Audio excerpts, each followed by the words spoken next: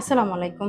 আজকে কথা বলবো আমরা যখন কাঁদি এটি কিভাবে আমাদের শরীর ও মানসিক স্বাস্থ্যের উপরে প্রভাব ফেলে।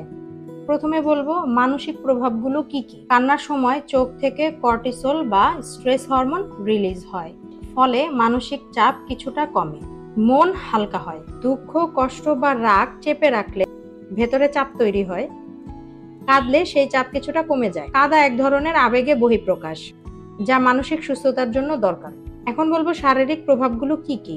কান্নার জল চোখের ভিতরের জীবাণু ধুয়ে ফেলে এবং চোখকে আর্দ্র রাখে। রক্তচাপ কমাতে সাহায্য করে। কাঁদার পর শরীর একটু শান্ত হয়, ফলে রক্তচাপ ও হৃদস্পন্দন স্বাভাবিক হতে থাকে। আবেগ মুক্তির পর শরীর রিল্যাক্স হয়, এতে আমাদের ঘুম ভালো হয়। সেই সাথে অতিরিক্ত কান্নার কিছু ক্ষতিও আছে। দীর্ঘ সময় ধরে বারবার কাঁদলে মাথা ব্যথা, চোখ ফোলা ও পানিশূন্যতা হতে পারে। যদি সব সময় কান্না পায় বা বিষণ্ণতা লাগে, তবে এটি মানসিক সমস্যার ইঙ্গিত হতে পারে, যেমন ডিপ্রেশন বা এংজাইটি।